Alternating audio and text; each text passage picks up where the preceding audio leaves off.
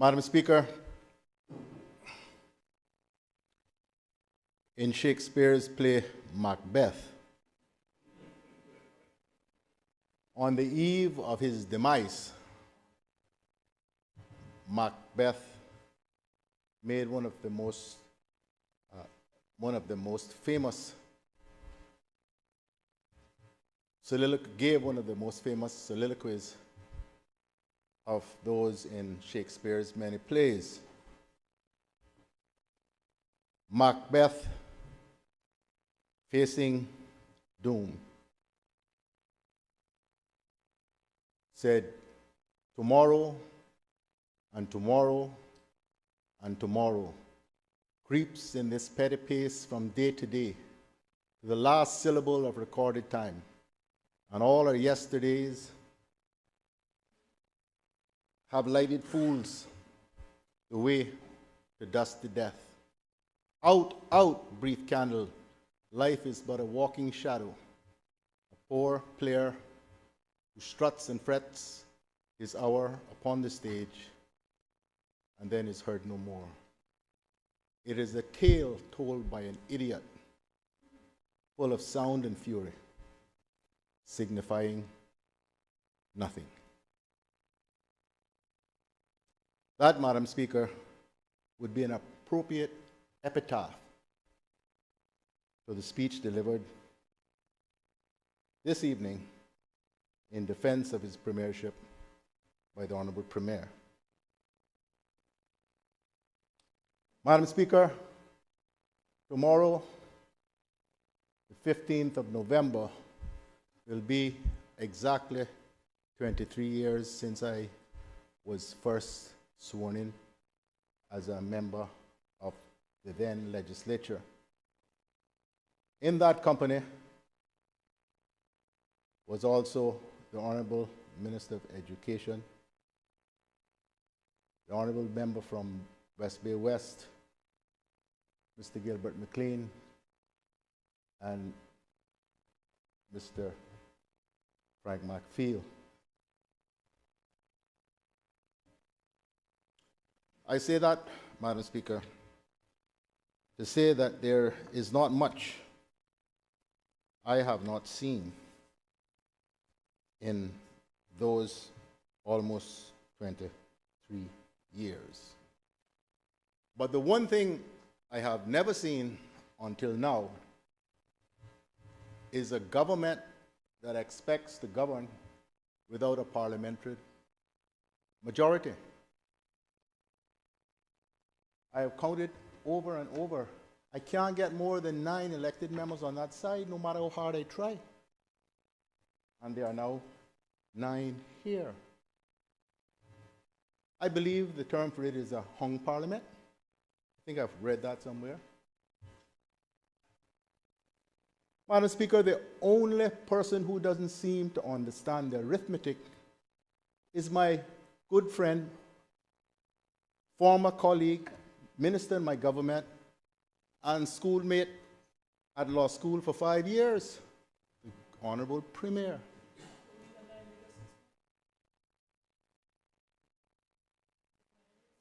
If you tell me how you can get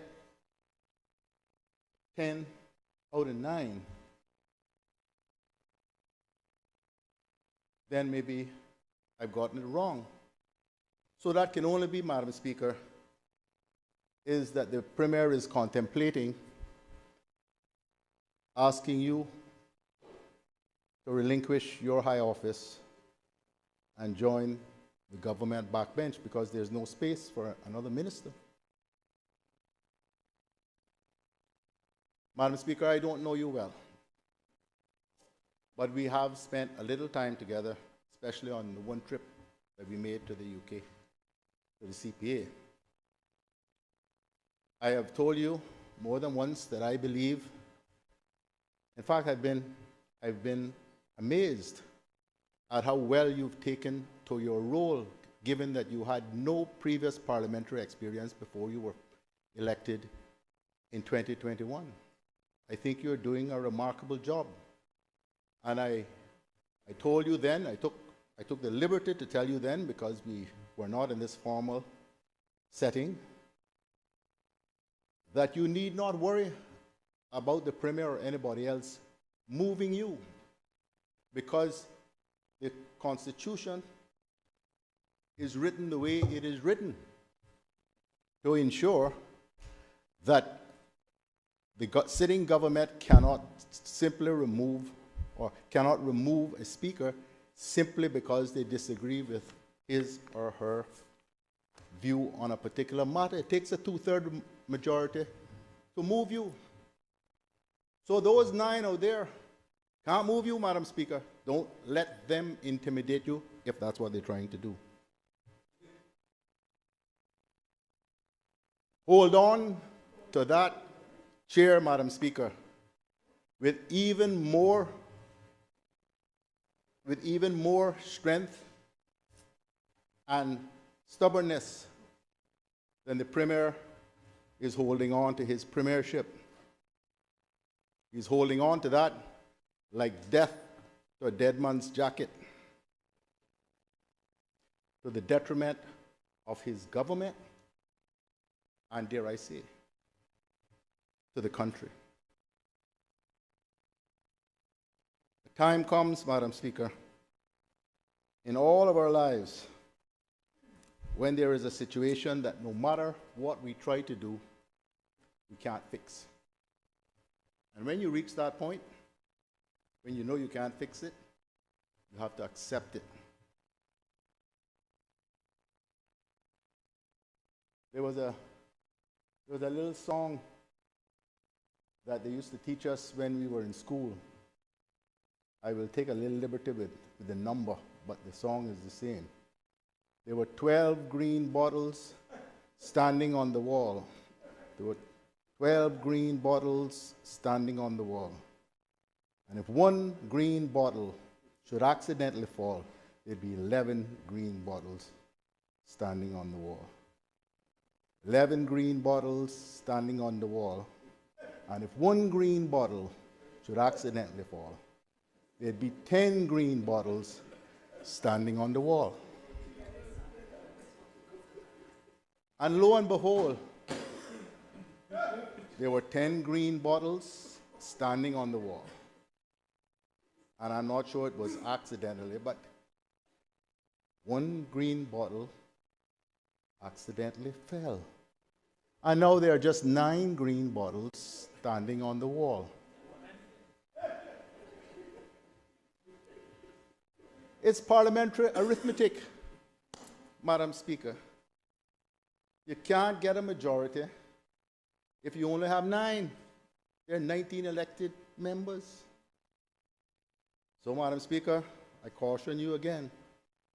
I give you my advice as a veteran who sees real promise in an up-and-coming representative.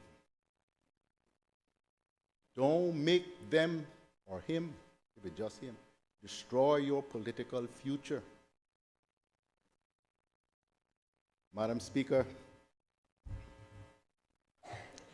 there is not even an attempt, it seems from us on the outside, on the part of the Premier to rearrange the deck chairs on the Titanic. He's not even trying. And the Titanic, the strike of the iceberg was fatal. It took time for the ship to go down. But the ship went down with, it is, legend says, with the orchestra still playing. I don't know if the orchestra is playing over there or is crying or what it's doing. But I believe the fate of the Pact government is the same as that of the Titanic. So I'm going to say to the members over there, because the Premier put on, I mean, I always knew he had acting ability, right? Any lawyer, any decent lawyer must have some acting ability. Otherwise, you can't do the job properly. I know him very good at certain things. Not at leadership, but at certain things. he would have us believe that all is peace and unity within the government caucus and cabinet. And yes, we have our differences, but we resolve them in a mature and dignified manner. Lie. Lie. Madam Speaker, not just from the three members who have now come to this side, but from some sitting over there, have I been told stories that made my eyes bulge. I could not believe that members, elected members, would use such language to other elected members who are part of their group. So don't believe that. Madam Speaker, there are many over there who are less than satisfied with their lot. But for reasons which escape me, and I won't go the road of speculation, they seem prepared to stay. Madam Speaker, there's another little poem. I don't know this one, though, by heart. Somebody sent it to me just a little while ago. I'm going to say this to the members. It's written by a lady called Jessie Bell Rittenhouse. It's called The Door. There was a door stood long ajar, while I went trying other doors to which I had no key. And when at last I turned to seek the refuge and the light, a gust of wind had shut the door and left me in the night. I say to members over there, the door stands ajar. For us, with your cooperation, to put together a government of national unity which can take this country forward.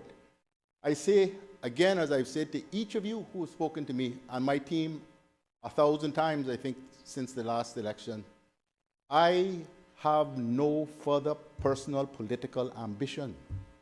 I want nothing but a good government for my country and my people. And so many of you who are elected in this room, some of you sitting on that side, have told me more than once, it's a disaster. That you all are so stressed out, you don't know what to do, you can't get any leadership, you can't get any progress on key things, no agreement on priorities. You think I would stand up here and make this stuff up? Now is your time to make that fateful decision. Let's collectively give this country a government which can actually get things done. What are you all going to do about the budget? Assuming you can even reach agreement to bring it here. Sit here and wait and hope and pray that the opposition, at least one member, votes for you? Or votes on the budget or each item in the annual estimates? And where's your quorum? The Constitution says a quorum is a majority of the elected members plus the presiding officer. That's 10. 10 over there. I don't know. I heard some utterings from my good friend, the member for Bordentown West. Maybe he might be going back over there once he gets his pension thing sorted. I don't know. I don't know what sort of deals are going on, but because the logical mind that I have says that unless the premier is a magician, he can't make 10 out of 9.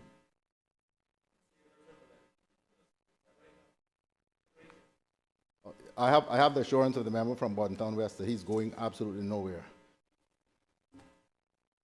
Madam Speaker, the Premier spoke for more than 1 hour. He spent less than 2 minutes on the issue I'm talking about now, the parliamentary arithmetic.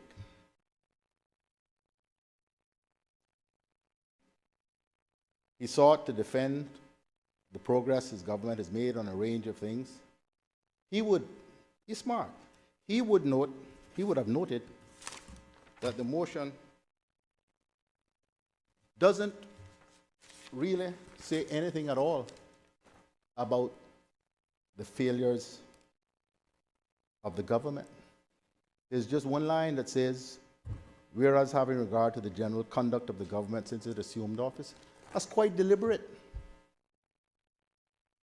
Because the issue is not, right now, how well or not the government has performed.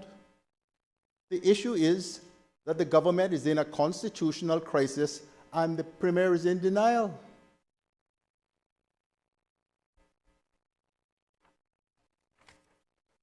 Unless he has 10 seated over there, he has no quorum, let alone getting anything passed.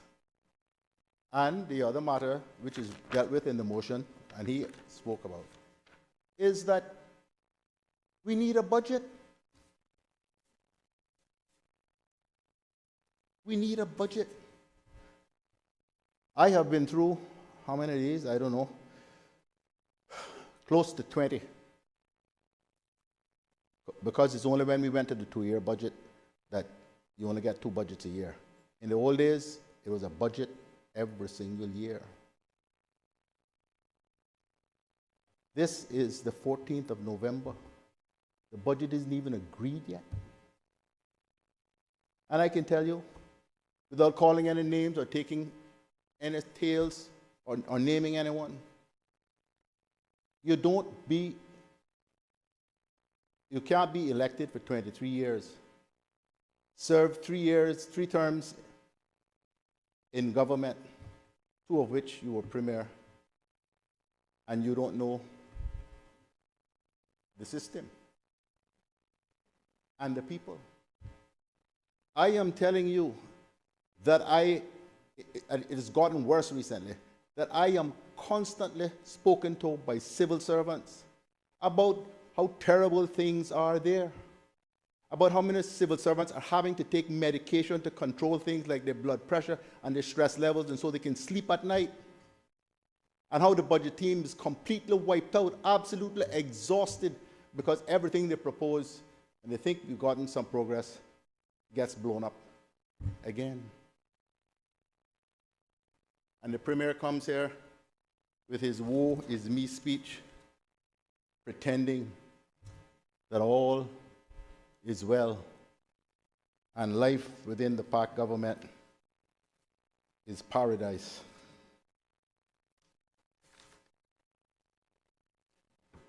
Madam Speaker,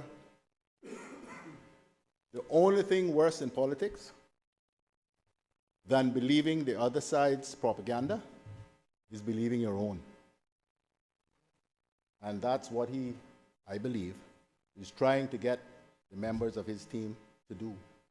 Believe his propaganda, which does not accord, doesn't even come close to what is the reality.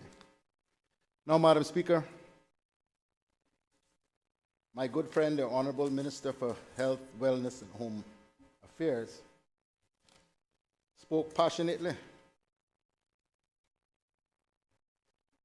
But at least in this respect, she spoke erroneously when she asserted that this independent, government of independent members experiment was the first who came on.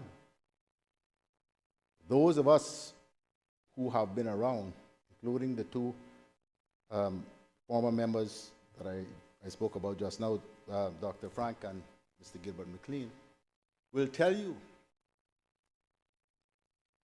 and not to mention the father of the house and the Minister for Education, that the 2000 elections gave no clear result because there were no national teams, with a small n, no national teams running. The member for West Bay West had the biggest team, 4, including himself. Then there was the Honorable Kurt Tibbetts and myself in Georgetown as a team, and Mr. Gilbert McLean and Mr. Roy Borden in Bordentown. But there were no teams. And so what we had to do, I was a complete political greenhorn. We had to try to put together a government out of those. The first attempt at putting the government together didn't even make it to swearing in. The second effort made it 1 year before that government crashed. That spelled the birth of the UDP and then the People's Progressive Movement. But this belief, which has been sold over and over again to our people, that, oh, in the old days, everybody got elected as independents and each man and woman had their own mind, could do whatever they want. Nonsense. Nonsense. In modern political history, that is since 1976, only twice have independents formed the government. And dare I say, without causing condemnation, both have failed. Let me rephrase that. One failed miserably, and the other is failing even more spectacularly. The reason for that, Madam Speaker, it should be so obvious,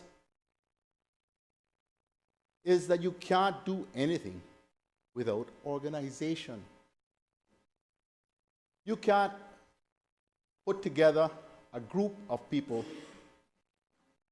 whose only motivation in being together is that they'll make up a sufficient number to form the government. They have no cohesive plans, policies, priorities, programs. All they know is, I want to be in government. But even before you're sworn in, all of you would have had that experience, Madam Speaker, by now. Before you even get sworn in, you got people coming to you. Oh, Mr. Alden, I need this. I need you to fix this. I need that. I need the next thing. They don't even wait till you get sworn in.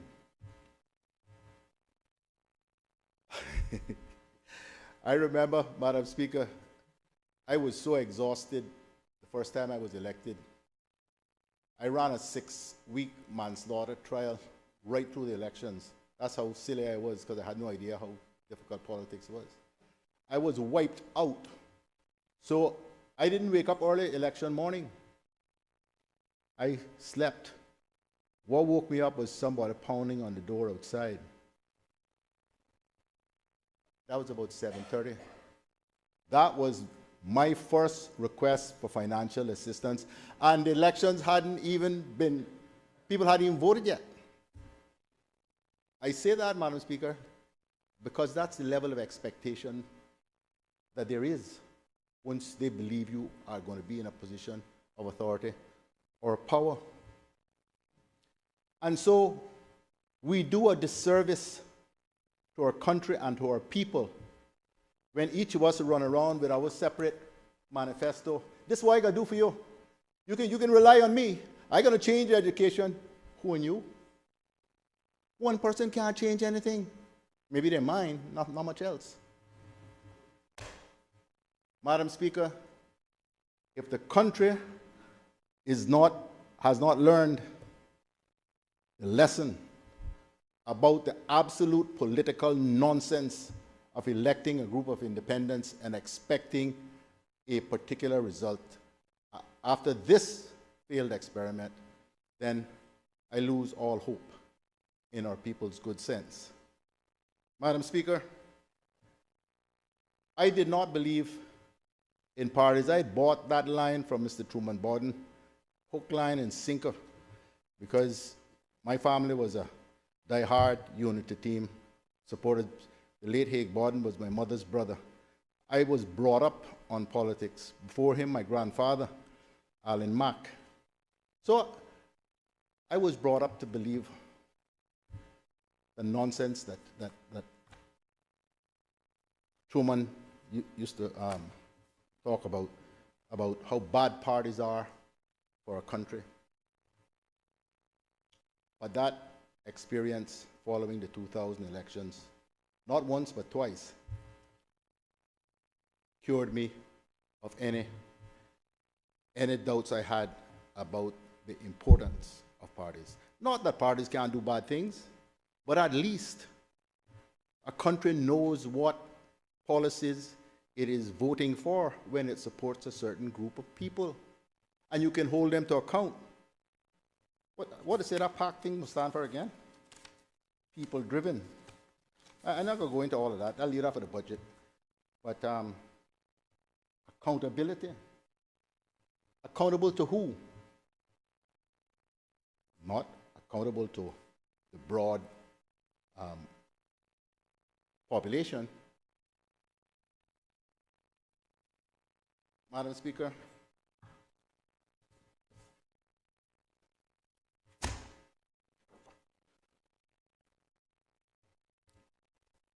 this was the first manifesto of the People's Progressive Movement, 2005. I'm going to lay it on the table of the House so it can go into the archives.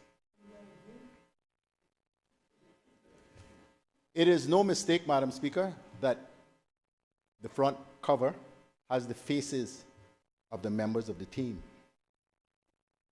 because everybody here signed off on this. And so when you are a leader of government business and so start, no, I'm not agreeing to that. You agreed to it already. Here it is. The poor premier currently has, well, I don't know how many he had. He had 12. 12 of these. Now he's down to 9. But so it's going to get easier to get agreement, but you're just not able to pass anything because you don't have a majority. But you'll get easier to get agreement. 2009, 2013, 2017, 2021. We put our names to this. The people know what we promised.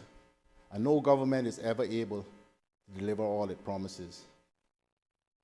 But at least you know what they promised and you can beat them up for it. Now,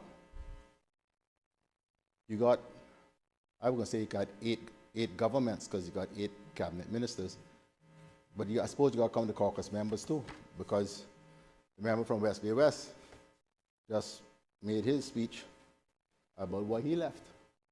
Because he has his agenda too, and his agenda is not being moved forward. Madam Speaker, if I could ask the Sergeant to, with your permission, ladies on the table of the House.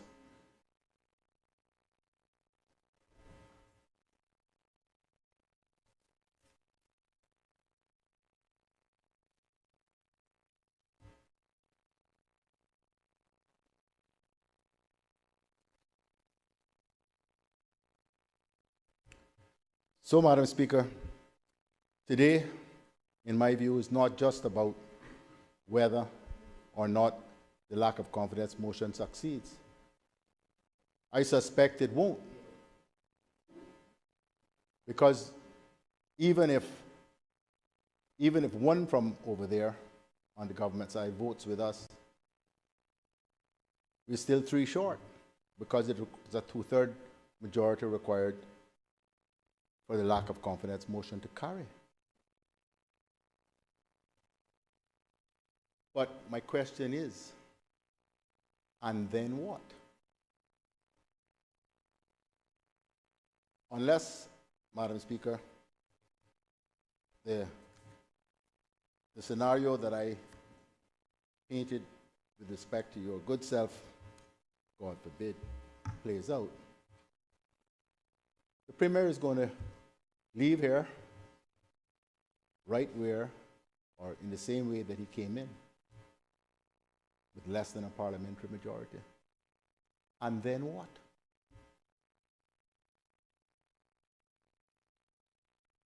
For the life of me, I cannot understand why you all didn't want to deal with us, and I'm going to go down our road. Why you could not have done whatever was required to hold your majority and instead let them come over here. I got beaten up many times in some of these CNS and whatever. But I repeat these things because they have guided my decision making and my judgment over my political career. First, politics is the art of the possible. It is the art of the possible. If you think it's impossible, forget it. And this is most important in the context of the current political crisis. Politics is the art of compromise. Madam Speaker, you think in 8 years that there were not moments, were not periods when I said, Al, you can't do this anymore.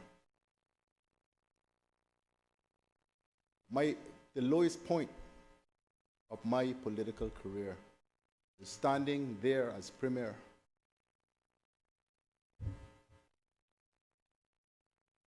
introducing a bill